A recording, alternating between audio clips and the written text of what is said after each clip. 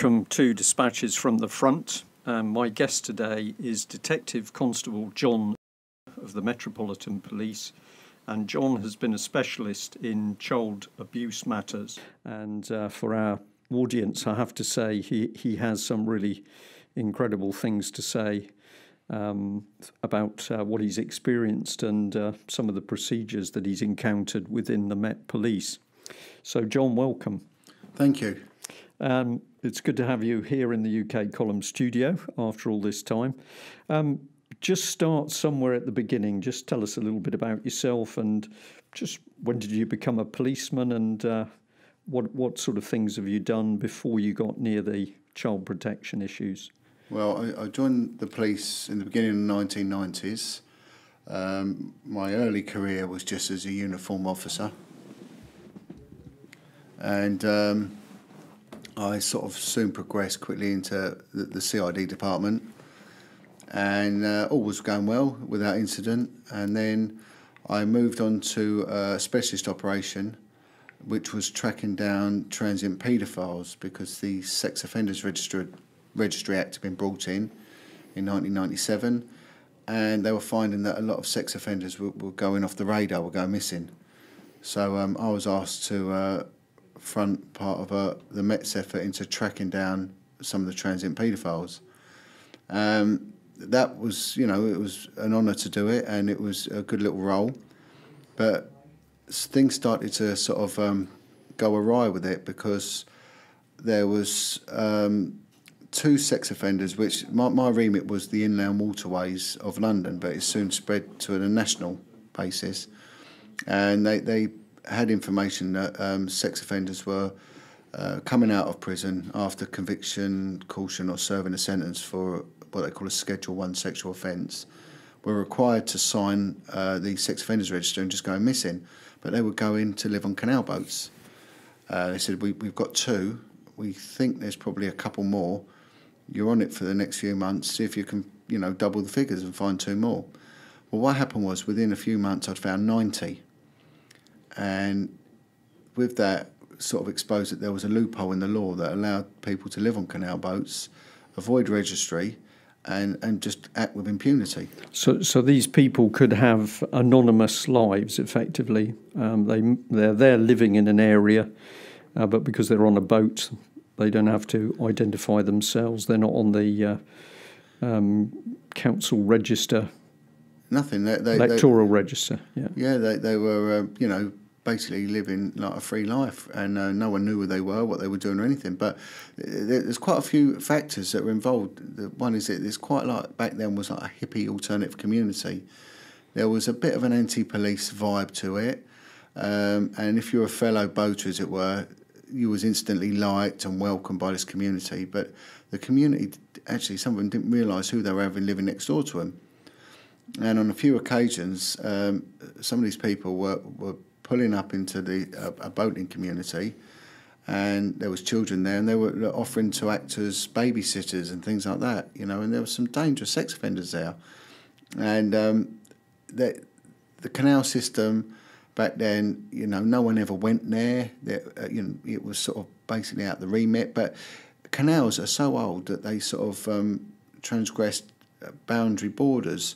So the Registry Act said that you had to register as a sex offender within the police district where you resided within 28 days. But some of these canals, they actually straddled police districts. On some occasions, 3 or 4 districts would merge at one area. So you could be living on a canal boat, and on your 27th day, you move to the other side of the bank, and then you get another 28 days. And not only that, kids are attracted to canals. And also, back then, there was a programme called Rosie and Jim. Just remind me when you're talking, what date? We're talking about sort of late 90s now, right. Late 90s, early 2000s. And there was a children's programme, Rosie and Jim, and it was sort of like glamorising life on a canal, and it's not a bad life, but, these people were living on there and no one knew who they were or what they were doing. And what happened then was that it highlighted what was going on and started getting a lot of national interest from national crime agencies, and started getting a lot of help from what used to be the National Crime Squad, and also the Scotland Yard's paedophile unit. we were working jointly because of the successes I was having. And I can always remember a corridor conversation, as we call it, by a very seasoned, experienced paedophile unit detective, a real good man, and he drags me to one side and he said, you know, it's a bizarre world because in any form of policing, when you get too good at your job, you get promoted and you get looked after. In this game, when it involves those high up, and by that he was meaning politicians, people in the upper echelons of society, he said it's a problem. I said, well, what do you mean? He said, well, I'm hearing your name mentioned in a lot of places now. He said, you're getting a bit too good at what you're doing. He said, you've got to be very, very careful, son. And I said, well, why? Why is it like that? And he turned around to me and he said, right, he said, on 2 occasions, we had Leon Britton, the MP, Tory MP, we had him banged to rights. And on both occasions, the funding was pulled. He said, they will do the same to you. Well, the odd thing happened was that, I mean, I knew who Leon Britton was, but I had no interest in politics or anything like that back in them days. And I can even remember asking, like my mum, I said, you know, Leon Britton, is he, you know, a man of any note? And she said, well, I know he's an MP. I said, well, right, and didn't really say much. And literally 2 weeks after that, I get called into a senior officer's room. He said, come and see me, come and see me. What sort of rank officer would that be? We're talking Chief Inspector at the time. But it was a small unit, so Chief Inspector was quite senior, really, you know. And he said, look, I'm sorry to say it, he said, but we're withdrawing you from the operation. I said, but why? He said, look, I can't tell you, but it's come from high up, it's being shut down. And I thought, well, I was a bit confused. I said, but that's unfair, you know, this is really going places. And he said, look, you're going to be commended and you can have any job you want. Don't worry about it. We've been told to look after you, but unfortunately it's out of my hands. It's been pulled. So they were shutting down all of the work in relation to paedophiles living in this canal network. Yeah, and I was the only sort of national steer. It was me. I was the focal point. And I was getting inquiries from all over the world, coming from the Falkland Islands, the Channel Islands, a lot of the islands, funny enough, but everywhere they were coming in, you know, reports of sex offenders on boats. It was just getting, it was going stupid. It was just mushrooming. And I just couldn't get it. But then this fella's words resonated with me. And I was disgusted with it, to be honest, and I couldn't get any answers. No answers at all. And it was the fellas that were working on the support side of it, they were really apologetic and upset, and they said, look, there's nothing we could do about it. So I said, well, I'm not staying, I'm leaving. So I left, and I got a job with, it was, you know, quite an elite little unit. It was the police's clubs and vice unit.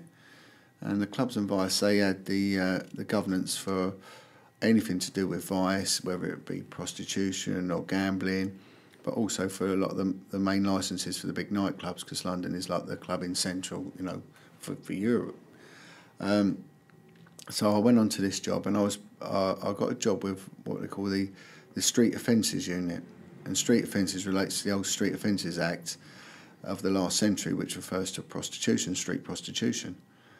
And our job was to go and sort of arrest street prostitutes, really, but also we had governance for juveniles. So if a juvenile was found on the street in a red light area late at night, believed involved in it, they were to be sort of brought in, taken into protective custody.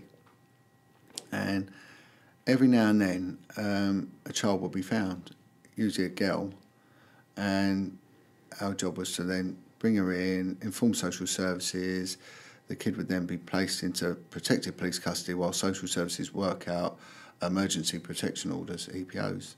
What sort of age for the girls then? At 14, you know, it tended to be under 17. The law was a bit, the law prior to the implementation of the amended sex offender, I forget what it's called now, not sex offenders. It's to do with child sexual offences, but it'll come to me. The Sexual Offences Act, I think, it got amended 2003, was quite complicated, you know, and it was going back to, it was gender specific as well, so offences against boys were different against offences against girls. And anyway, so we would find these kids and take them into custody and everything else. But the problem then was that it was a competitive environment, so it was number crunching. So you were given a target of each car that was put out. 3 cars were put out per night, and you would have a competition who could arrest as many prostitutes as you can, and 10 would be a good figure.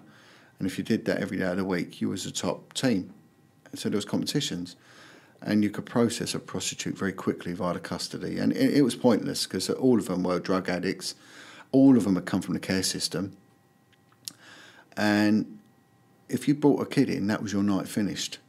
The car was taken off the road, and that was it, so that you wouldn't get the figures. So you was encouraged not to deal with them. Right, that is a very interesting comment, isn't it, for people who look to the police to be protecting the weak and vulnerable in society, and you're saying that the regime to get the targets for the prostitutes means that vulnerable children we don't want to take them. Well, it is. I mean, it's shocking because if you think about it, if a man has sex with a prostitute, it's the woman who commits the offence. Right, but that's a woman of consenting age. Someone has sex with a child, that's rape, and you're talking a major crime offence. You're talking an offence that carries a life tariff. Yet they're committing major crime, and you're sort of dissuaded from dealing with it. And I remember bringing one little girl in.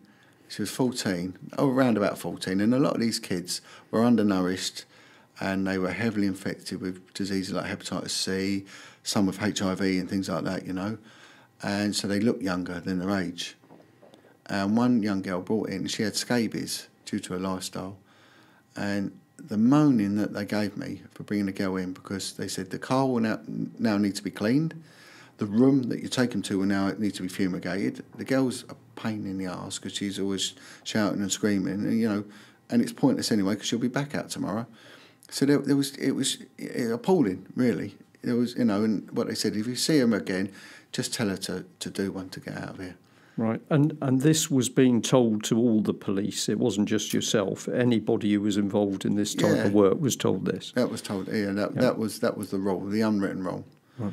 And so they never dealt with it. But what happened was there was information from the moment I came in regarding one particular woman, and her name was Foxy. Her street name was Foxy, and she was a larger-than-life character.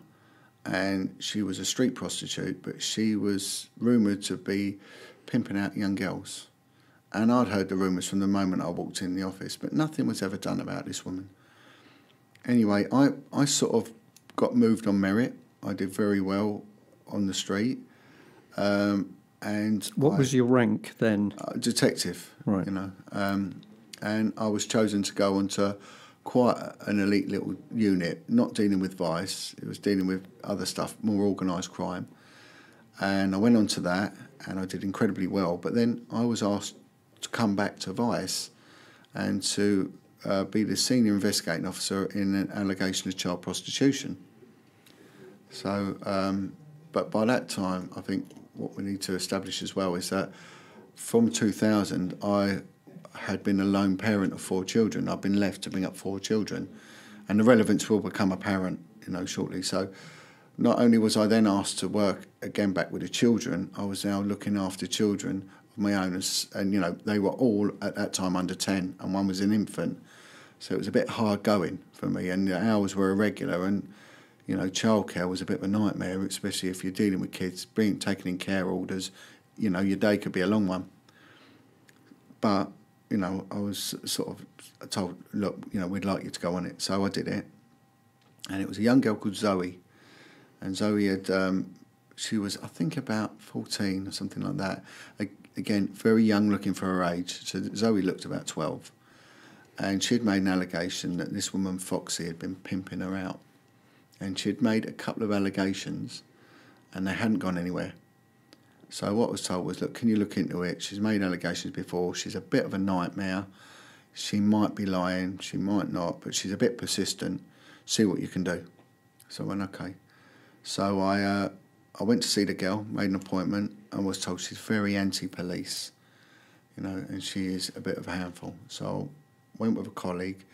They made the introduction, introduced me to this girl, and you know, and what I used to do was I was good with the kids, so we'd sit down and I'd just start doodling or drawing or something like that, engaging them, and then ice-breaking stuff, and then the conversation, the narrative begins. Anyway, we started chatting and everything else, and she turned around to me, she said, you know, you're different to all the others. I went, well, that's all right, you know, I don't mean to, you know, and I wouldn't even dress like the other coppers. I was always scruff bag, really, you know. I hated wearing a suit, you know, and I liked the street. I was good on the street, you know. And she said, you know, I like you, I'm happy to talk to you. I said, okay, well, let's do it properly then.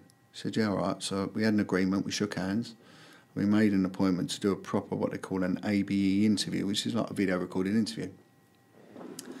And we sat down, we had a chat, we interviewed her, and she told me the story start to finish.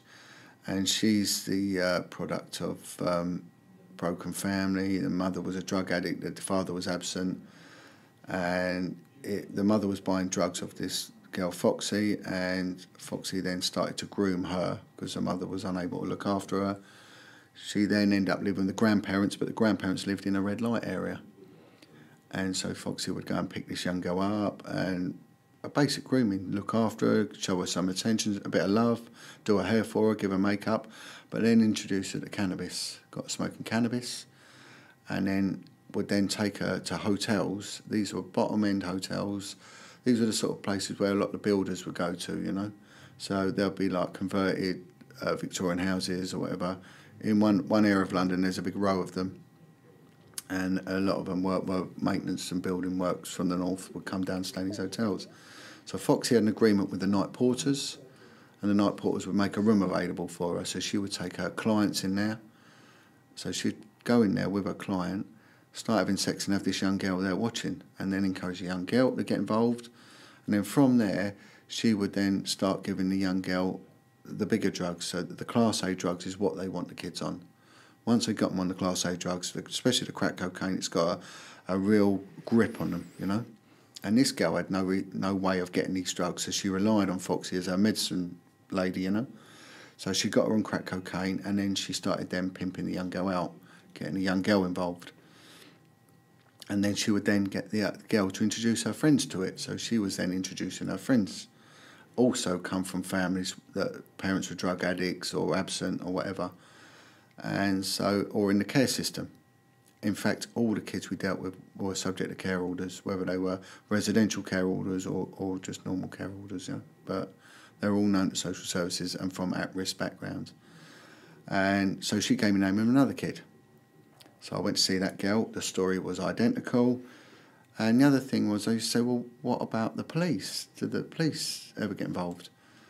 And both girls said, well, we would get hidden in a bush. If we was put on the street, if the police came, Foxy would hide us in a bush. But she knew the coppers anyway. She'd just flirt with them and they would just let her go. And she said, but also there's a judge. There's a judge involved. I said, what do you mean? She went, a judge at the magistrate's court. So when Foxy's charged and goes for the judge is her client anyway. So the judge lets her off. So I checked this out. I went through the disposal history, the criminal history of this girl, and found she keeps getting bindovers, this Foxy. So I thought, right, well, there's something in this. So all of a sudden, these girls then introduced me to other girls, who introduced me to other girls, and these ages went down to 9 years old. Right. And, you know, some came from traveller sites, some actually came from the residential care homes, and there was no one looking out for them. And these kids were known to the police because they were regular absconders from care. And they were regularly found in red light areas, and no one had actually pieced any of this together. So I started to pull it all together. The intelligence was just flowing, and information was coming in from drug dealers on the street. They were also concerned about it.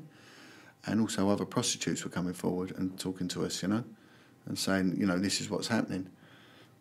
I then got approached by a social worker, a senior social worker, and at the time this operation, this line of work was mainly in Westminster, and it started spiralling out to the outer boroughs of London and into the provinces.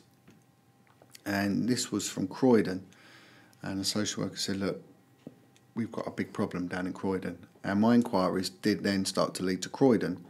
And the significance of this is that it's now moving into areas of a better class of person. Is that what it means? Well, what it's showing, at first it was central London because there is a transient population and people don't tend to live there, they just work there. And when they're working away from home, a bit like someone going to Thailand, they will commit a crime, like, you know, of soliciting a prostitute or whatever, because they've got the anonymity of being a tourist. But when they live in an area, there's a different mindset. So it's going into an area that is more residential, and yeah, I would say some of the areas were bad areas. They were bad areas, and I think most of them had their own social problems. But there was a lot of residential kids' homes in these outer boroughs, and a lot of kids would be farmed out, and the kids would network. You know, so if a kid was taken into a secure unit for whatever reason, they would go in there, they would network with other kids, and the main way of earning money was either through violent crime, robbery, or with the girls it was prostitution. So these networks were all set up, you know, and there was no one looking into them at all. Anyway, a social worker from Croydon said, you know, we've got a problem. I said, okay. And he said, look, we have meetings regularly about certain girls. She said, I'll give you a list of these girls, and they are in trouble. And one girl, she had such infection inside her that she would regularly pass blood and all sorts of, you know, nastiness would come out because she had active cysts inside her through prostitution. And she was a young kid, you know. She said, if something's not done, this girl's going to die. She's being pimped out. She's on her knees, this girl, you know. She said, but we invite the police along. We invite the police. We have been doing it for nearly 10 years, and each time they refuse. I said, well, who are you inviting? They said, well, your unit, the vice unit. We've invited them so many times, they know about this. So I then went back in the records, and I went back 10 years, and I went back through all the records of kids found in red light areas over the last 10 years. And yeah, there was rights. And I was contacting some of these kids who are now adults. And I said, well, what was happening? They said, well, if the police found us, tell us to do one, get out of here. Or they just ignore us. They knew we were being pimped out. I said, did anyone get taken in for it? And they said, no, we were doing it all the time. So it'd been going on historically, and the unit had known about it. So how long had it been going on for? From the time I was on there, I'd gone back 10 years, and it had gone back further than that. Right. And these were in select red light areas, King's Cross, Islington, Westminster, all in London, you know, and they were the main ones where the kids were being worked. But now Croydon was coming to know, but the police knew about Croydon as well. You know, so these areas, it wasn't any news, you know. But then what you've also got is missing persons unit. So someone goes missing, a missing person unit will be appointed to look into, you know, what's happened to them, where they are, investigate it. But every time a child comes back late or fails to attend a kids' home curfew, which will be an unreasonable hour, say like 9 o'clock, 8 o'clock, they don't turn up, the police are called, a form's filled out, and it's just a process because these kids do come back. And so these missing persons, they knew about them. They knew about these kids, and they were just seen as a nuisance. It was just a routine, oh, so-and-so's gone missing again, they'll be back tomorrow. And they fill out the form, they call it ACE, Arse Covering Exercise. And it's the only reason they do it. No one looks into the reasons why these kids are going missing. So I drafted up a report. It was factually based, it was concise, and it had evidence. It had evidence backing it, and it was a précis of a report, and it was just highlighting the sheer extent of the problem, the history behind the problem, the results of the problem, the fact that the kids are suffering and they're also grooming other kids into it, is self-perpetuating monster. And I just put a few of the opinions, you know, the factual opinions of the social workers. And in that report, were you also highlighting the fact that the police were not acting as they should, or police officers hadn't acted? I mean, what I did was I was always mindful of the fact that I'll never reinvent the wheel, and I'm no better than anyone else. So I don't want to criticise a colleague. But what I put in, these kids were known to the police. These investigations were never followed up for whatever rationale. So I didn't criticise anyone, but it has to be noted that this isn't a new thing. This has been known about. But I also mentioned the fact that there are allegations involving a judge, and that other police officers are aware. And there was also someone connected to the music department of the BBC was involved, a manager of that. So, you know, and anyway, that went in, and I thought, right, well, they've been made aware now, and I would always put reports on for whatever reason. Reports would go on, intelligence reports. The police works on intelligence. And I then get a phone call within about an hour of the report going through, and it's from the governing detective inspector. And he said to me, John, about this report you put on. I was thinking, good, brilliant. You know, I've now shown them the goose that is giving the golden eggs, and hopefully this will move forward. You know, I really thought I was going to get praise for it. And then what happened was he said, we need to talk now. Get in my office now. I went, okay. So I went down to see him. I was in a different building. I travelled down, went in his office, and it was like someone had set a pit bull on me. Started swearing and shouting, and what have you done? You can't do things like this. He's shutting it down. I'm taking you off. So he withdrew me straight away from the operation, and that really upset me, you know, because I was moving forward, you know. And I thought, well, if I go, who else is going to, you know, no one can ever do the job as good as you do it. Do you know what I mean? And looking back on it, I did a good job, whereas others hadn't. And I don't want to be conceited, but that's what happened, you know. And I was mortified, absolutely mortified. What was in your head about why you'd got this response? You thought you were going to be praised for it. You get attacked by a pit bull. Yeah. Why did you think it was? Well, I mean, it was some sort of weird sort of cognitive distortion, because he turned around and said that we had known about this, and the reason the kids are talking to you now was because they were dealt with properly 10 years ago, and they're now happy to come forward and talk to you. It's nothing to do with my good work. It was to do with the good work of other officers before me. And it was just absolute dire nonsense. And I was just confused. I was literally totally confused. But it was done with such aggression, and what we used to call it in the police was a hairdryer, an old school shouting thing, you know, screaming and shouting. And I walked away really licking my wounds and scratching my head. So I thought, what? So I didn't go back to work. I thought, what the hell's going on? So I never went back to work the next day. And anyway, I get a phone call, and it was from the high-up boss, the detective chief superintendent of the unit. And he said, John, what's gone on? I said, well, I don't know. I'm a bit confused. He went, we need to have a chat. I said, okay. He said, well, don't rush back to work. Have the summer on me. And it was the summer. Take your kids away. What date is this now? This was we're talking about, I think about 2004, around that time. And this was in the summer, beginning of the summer. And he said, well, have the summer on me, you know. Go away with your kids, take your kids away. So he's aware of my family situation. He said, I know, you know, it's tough for you. Go away, and when you get back, when you're ready, let's sort all this out. It's not going to be a problem. And I'm going to be honest now, I like the fella. He was a nice bloke. He was a nice bloke. And so I said, really? He went, yeah, don't worry about it. It trivialised everything. So anyway, I came back, but it was on my mind all the time, because, you know, these kids weren't getting served anymore. There was no one there for these kids, you know. And they relied on you. They relied on you for protection, and they wanted to win. Because also behind this was organised criminality. The girl that was running it, she was backed up by some very, very serious gangsters, and it resulted in me getting credible death threats and everything. You know, there was money at stake here. There was a livelihood for these people, and they were connected gangsters, you know. And these kids were scared, and some of these kids, if they went back home, they went back to the ghettos where these people were operating, and they were petrified. So I came back to work, and sure enough, the boss calls me in, and I said to him, no, I'm not talking to you on my own, I want someone with me. So I got a representative from the Human Resources Department, personnel came, sat down, and he said to me, John, well, what's gone on? Made me a cup of tea. I said, well, I'll only talk to you if I can be honest. He said, well, yeah, that goes both ways. I said, okay. I said, well, what have I done?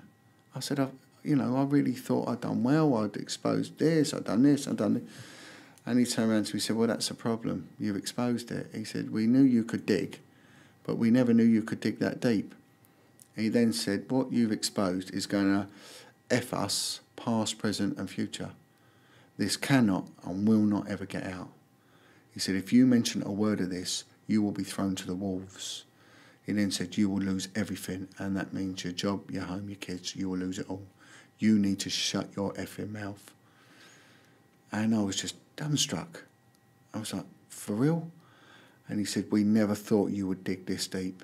You have no understanding how deep this goes. So you're, excuse me, you're a detective constable, so one would have thought in your job, somebody who was professionally good at their job would be good at digging. You dig, you absolutely start to see what's going on, and then I'm just going to use the phrase, these people are so confident that they threaten you point blank in a room. With a witness. With a witness. With a witness, yeah. At the time, my youngest boy was still quite young, and I was petrified. I'd had my kids taken off me. I really thought I'd crossed the mafia.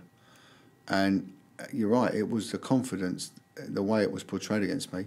And the other thing, which was very bizarre, he said, how do you think you've been treated? Do you think you've been bullied?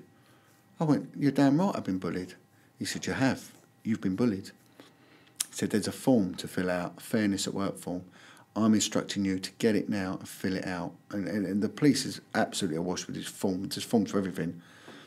And he told me the number of the form. He said, you fill it out, you put exactly what's gone on. You've got to do that, son. I said, oh, I will. I will.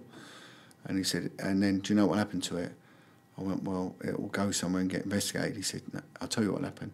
He said, all those that you've mentioned will be brought in and they will be interviewed. I said, right, okay, good. That's brilliant. He said, and then it will come to me to be ratified. He said, and do you know what I do with it? I said, well, you pass it on to, the corruption command or something, I don't know. He said, well, not really. And he points to a bin. He'll go in that bin, and it will stay in that bin. He said, I will never betray fellow rank, and nor will they. You've no idea what you're up against. Shut your effing mouth. And he got my hand, and he said, you've got to give me a gentleman's agreement now. You never, ever look into child prostitution ever again. Now, what happened then, Brian, was I left there totally frightened, really frightened, and that was a bit of a spiral downhill for me. And then over the coming years, I left that unit. I left straight away, and I said to him, I can't work under you. Yeah, so these are colleagues that you're doing a difficult and you're doing a dangerous job out on the ground, and you rely on the backing of your police colleagues to actually protect you against people who are organised crime. Why don't they go for you? Because they know if they go for you, you're going to be protected by the police. And here are your police colleagues simply turning around and threatening you in the same way, which is vicious. Vicious, and it is a conspiracy. And I mean, conspiracies exist in law. You can conspire to commit murder. It's in statute law. It's a criminal offence. It's a criminal offence. Conspiracy is. So when people go, bandits, conspiracy theories, there's no theory about it. This is conspiracy reality. And I was in the centre of a very horrible conspiracy, and so frightened I couldn't tell anyone. I generally thought they would come for me and come for my children. And the other thing is, I've seen firsthand what the care system is, and there's nothing caring about it. It is a paedophiles' playground. These kids get... And the other thing is, I was working with informants, and a lot of these informants have been in the care system, and one of them's turned around to me and said, whatever you do, you never let your children go into care, because what will happen is, if you ain't there...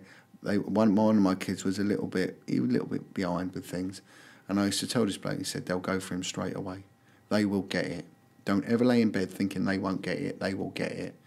And by get it, you know what I mean. And right. So what happens now then? So you've been threatened. What happens now is I say I can't work under you, so I leave, and I go on to a child abuse unit, and I end up in North London, a very busy part of North London, and I start on this unit, and they're investigating child abuse, and I'm in there, and I get approached by a detective sergeant and said, look, as well as being an investigator, do you want to take on an additional role? I said, well, like what? They said, well, there's all sorts of things you can do. I said, is there one to do with a liaison with children's homes? I went, yeah, there is. The girl left 2 years ago. I said, was there any issues with it? And she said, no issues. It's an easy number. You'll get given a day here and there to go and deal with it. There'll be the odd meeting, but over 2 years, she never had any issues at all. So did child prostitution ever crop up? Oh, no, we don't get any of that. Well, okay, and this was the London borough of Haringey. Now, Haringey has the most amount of kids home of any sort of local authority in the country. I think it was about 22 to 26 care homes for a small London borough. Anyway, so I was given assurances that it wasn't a problem. So I picked up the phone and I asked for a list of all the care homes from social services. So they faxed it through because the police didn't have a copy of it. It came through and it had the phone numbers, and I rang them up first, and I said, "This is so-and-so care home." I went, "Yeah." I told them who I was. I said, "Nothing to worry about, but this is what I'm looking into." But I went, "Oh, right." I said, "How many children you got in?" They said, "About 5. I said, "How many do you lose at a weekend to crime?" And I'm on about prostitution and things like that. He went, "Oh, 3. I went, "You what?" I said, "What?" He said, "Yeah, they usually go missing on a Thursday and come back on a Monday." I said, Do you think they're involved in prostitution?" "Oh, well, no, we know they are." I went, "Right, well, has the police ever been to speak to you about it?" He went, "No, the police come and pick up the missing persons form, but the kids come back." I said, "Well, what are the kids like?" She said, "Oh, they're in the right state, some of them are bleeding, some of them are so high on drugs, we know that come Wednesday they're going to be kicking off because they've not had their drugs. They've all got money on them, and I said, "Oh my God." So that was like real time. So all of a sudden I've got 3 kids within 6 minutes. By the end of 3 days, I'd found 50 children. 50 children. So I held a strategy meeting, and I brought in the social services. I brought in... this is Haringey Social... Haringey Social Services. I think Hackney might have turned up, neighbouring boroughs, and then, because you get an overspill sometimes.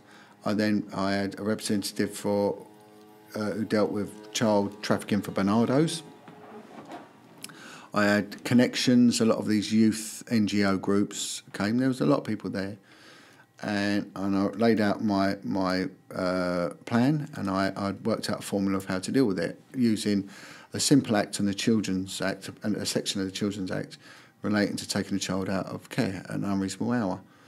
And I'd done my research, and I was just attacked, firstly by a head of social services who started screaming at me saying, "What have you done to us? There's 50 care plans we've now got to implement because of you." I said, "But you must have known about these kids." He went, "Yeah, but they didn't come to notice, so we weren't bothered." I said, "Well, they're making money. They're, And he said, "Well, we've got so much work to do. You've created an absolute nightmare for us. You're a headache." So that was made clear that I wouldn't get much help from them. And then Bernardo's, the woman in charge of that unit for Bernardo's, she then turned around and said, "You're treading on toes. You know for a fact that a child will never betray their pimp." And I said, "What do you mean?" And they said, "Well, you'll never prove it because the kids won't, that's their source of money." I said, "Well, I know that. That's why I'm going on this other statute law that will give me a power to search and seize property and everything." And they went, "Well, you can't just do that. There's a protocol here. There is an officer, senior officer, who I'll be reporting you to because they're already dealing with it." I went, "Well, who's that?" So he mentioned this name. By senior officer, she meant a senior police officer. Senior police officer, yeah, who wasn't Vice. Now, Vice had governance for that. This was some other man. And they said, "There is an operation running." I said, "Well, I need to talk to this man." And she placed 20 actions on me to complete before I did any work. And each action could take me days. So, sorry, who placed those actions on you? This was Bernardo's. This because it was a partnership working. When you deal with children, it's all working together, And I was absolutely flabbergasted what was going on. And so I spoke to my inspector, and he said, "Well, just crack on. Don't worry about it. Crack on and do what you've got to do." So the next day I went out and I got a result straight away. I got a girl that was being pimped out, and I got a pimp, and it worked. So then I get a call from this high-ranking officer who's the chief superintendent. So I have to go up to one of the police buildings, and he said, "Just treading on toes, you had to back off. We've got an officer dealing with this." I said, "Well, dealing with what?" "Prostitution of children in care homes for London. We've got it under wraps." And I said, "Well, who is it?" So he gave me the name of this girl, and I called her.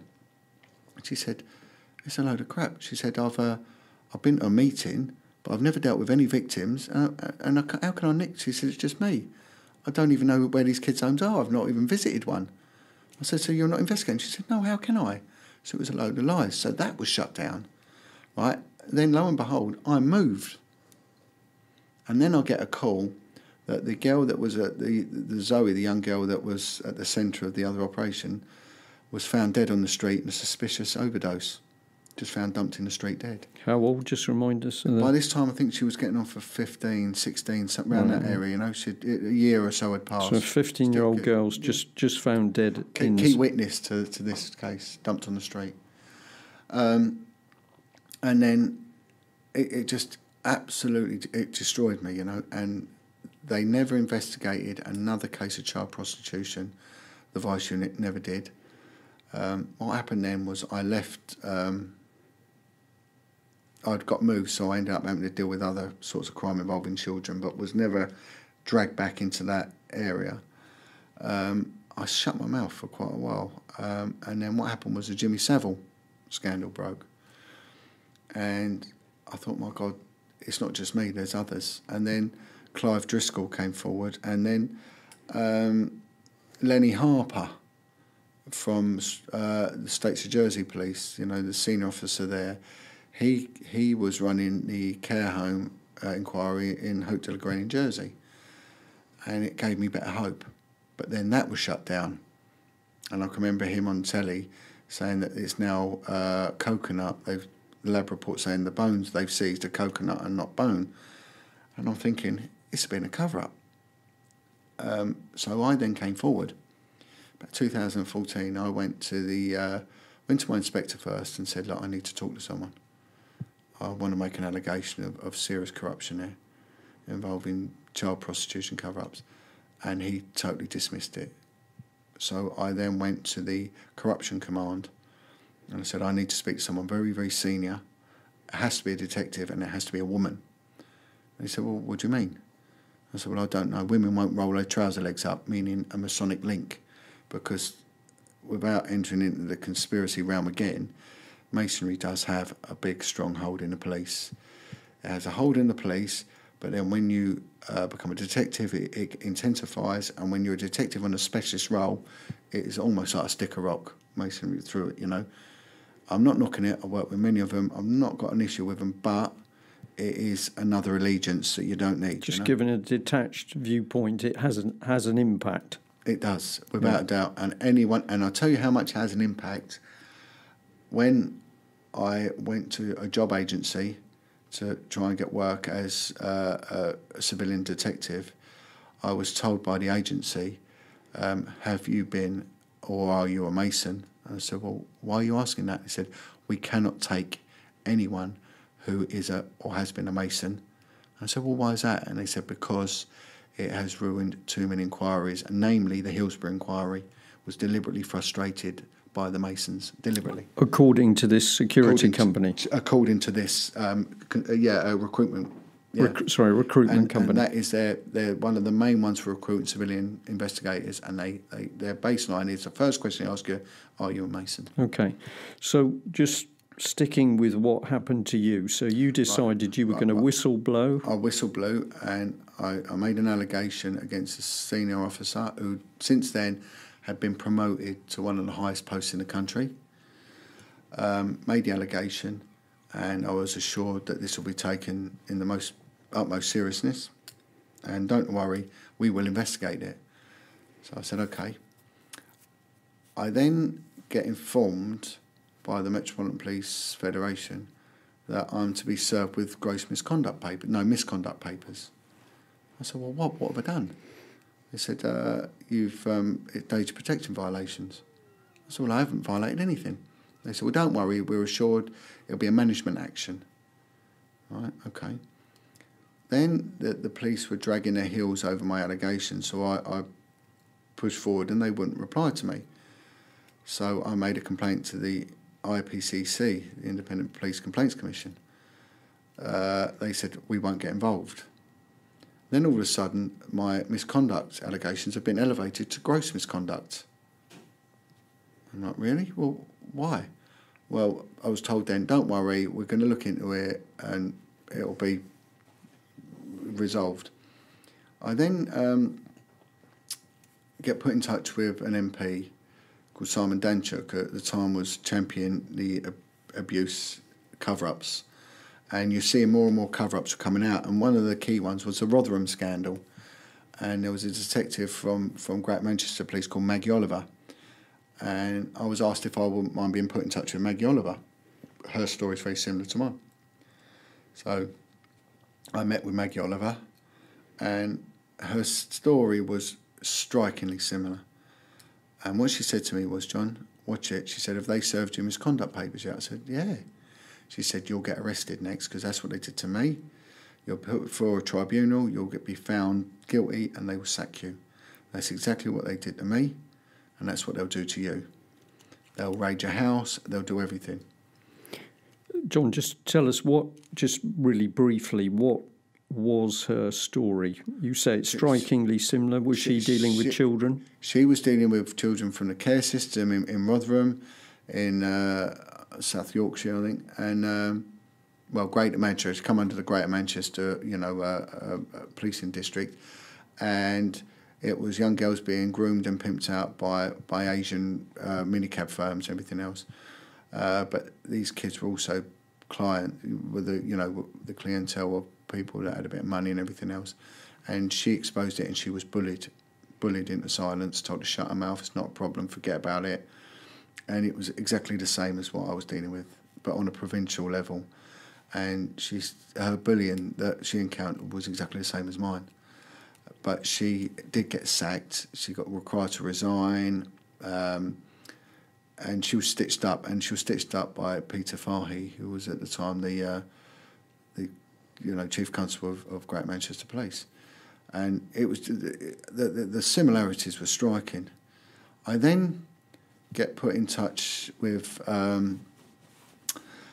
man called Lenny Harper, and Lenny Harper had exposed the child abuse, murder, and sexual abuse scandal in the Haute de la Graine. And the other thing was that it had been covered by a really good friend and a proper activist, Bill Maloney, child abuse, and he'd been on his. So I got in touch with Lenny. So Lenny said, come and see me.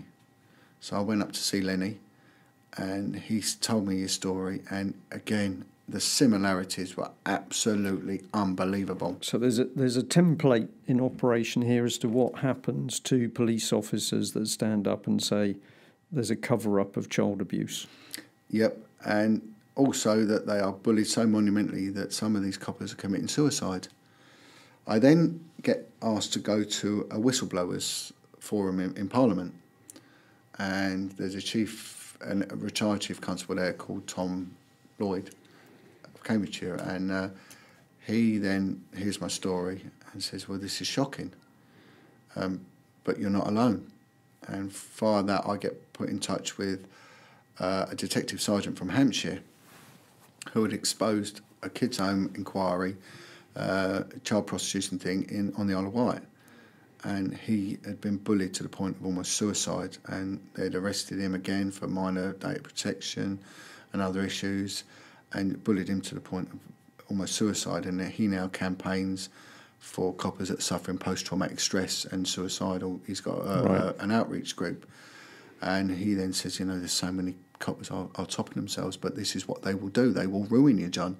So I've got 3 coppers, all of them that uncovered child abuse, high-level child abuse, and all of them have been bullied monumentally to the point of virtual suicide, and each one of them warned me what would happen. So I thought, well, this is outrageous. The public need to know, and the police and the IPCC kept covering it up, refused to progress my allegation. The IPCC even said if I wrote to them again, they wouldn't even open my letters. So I then took the matter to the Cabinet. I got in touch with the Policing and Crime Minister, Mike Penning, and said, you need to sit down with me. And he did. Fair play to him, he did. He said he was shocked and stunned at what I'm saying. He afforded me privilege.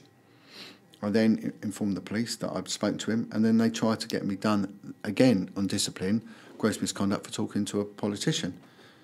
And luckily that got overturned because it was just a vicious attack, He then said, right, we will implement an independent inquiry into what's happened to you and to what's happening all told, because I said there is an algorithm of bullying.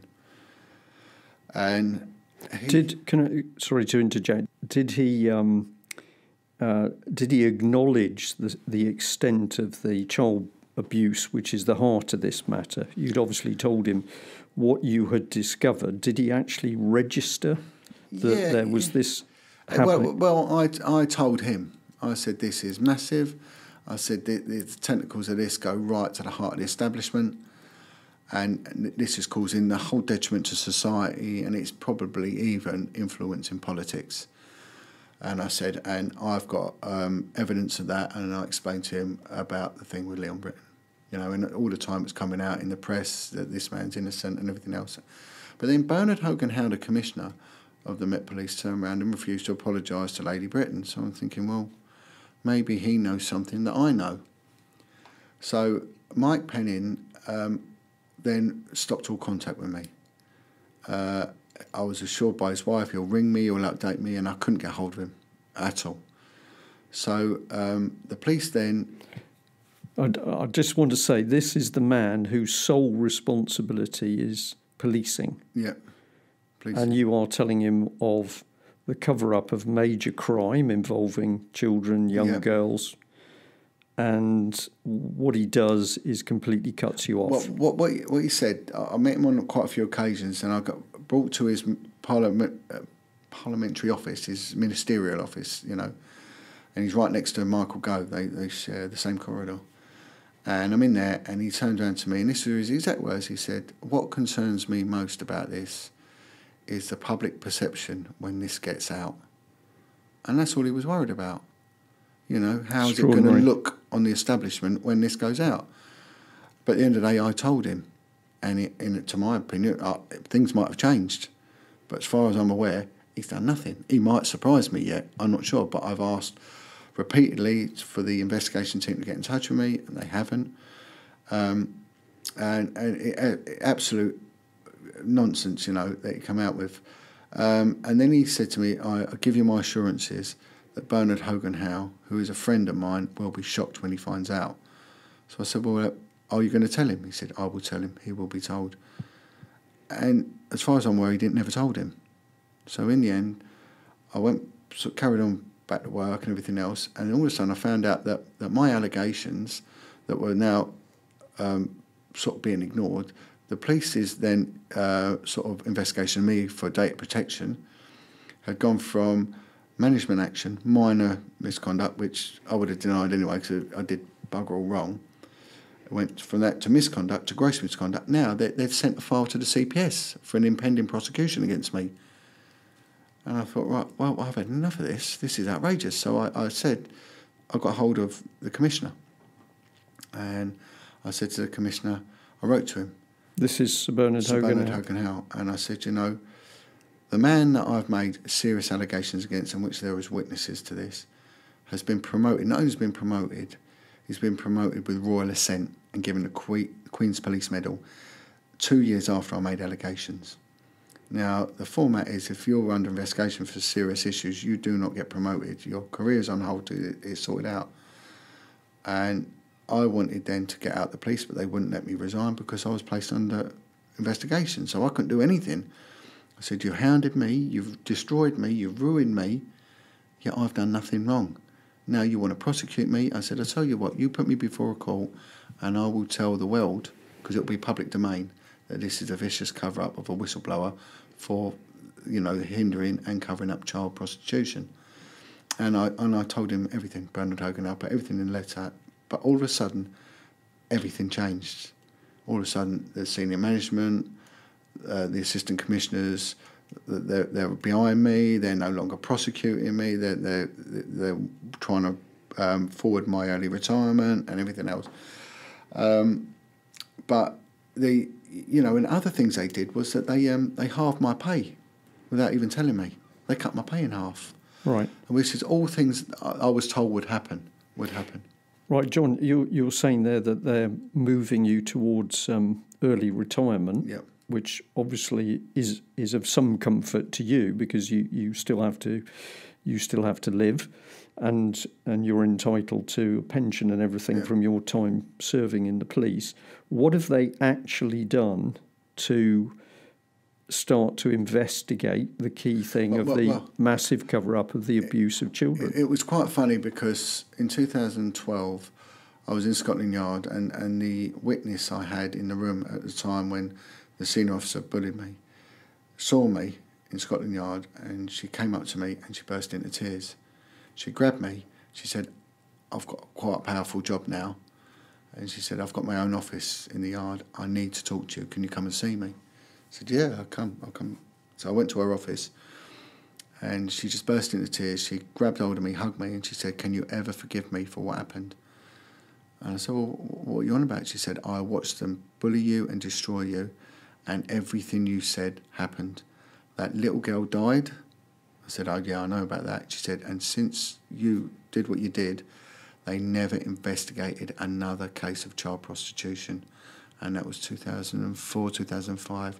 They never investigated another case. So nearly 10 years of all those serious crimes. I mean, you're talking raping of children, just short of murder, really.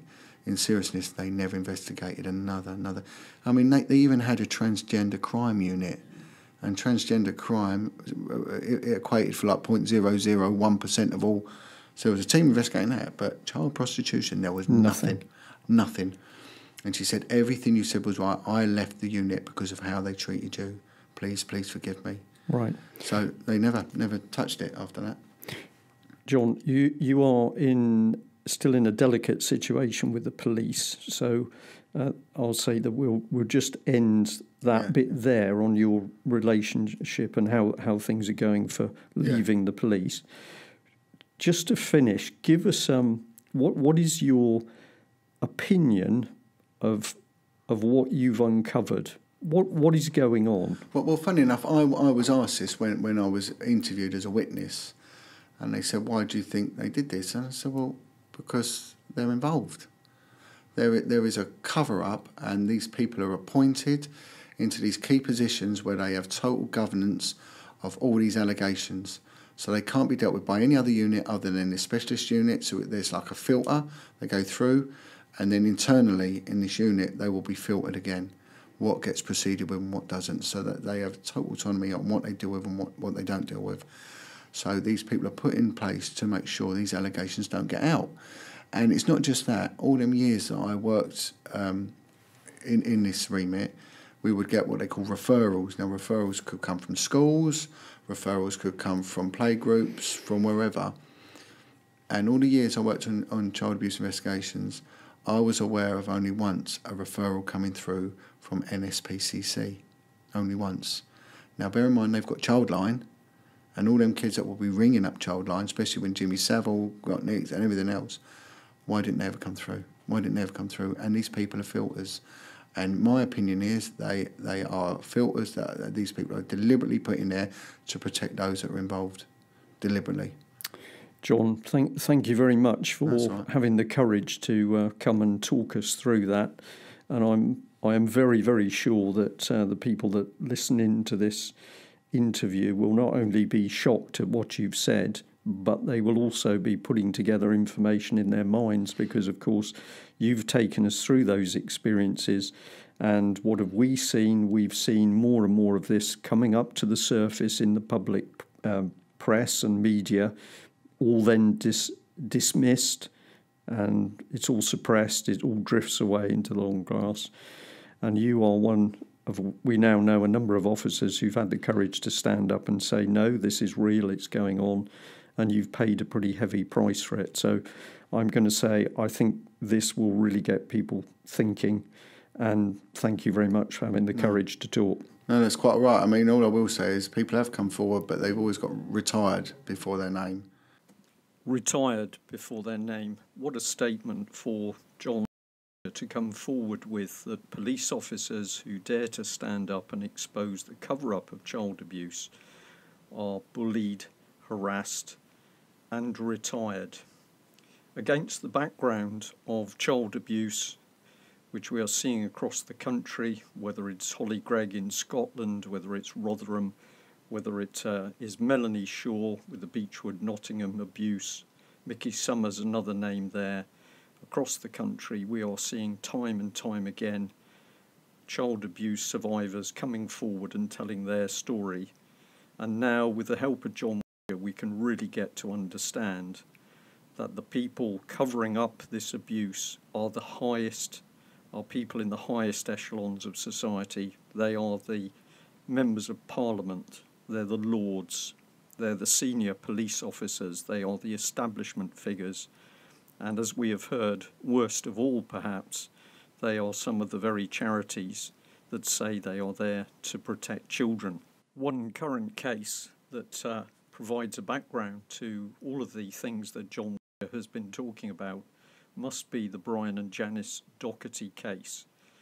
You can listen to the interviews with this mum and dad on UK Column website, but this is the story of parents whose only crime, if I can call it that, is to report that a man tried to buy their son for sex, and when they report that incident to the police in Scotland, they become the criminals, they become hunted by social services, and ultimately they are the parents who have 4 children taken from them by armed Garda police in Ireland.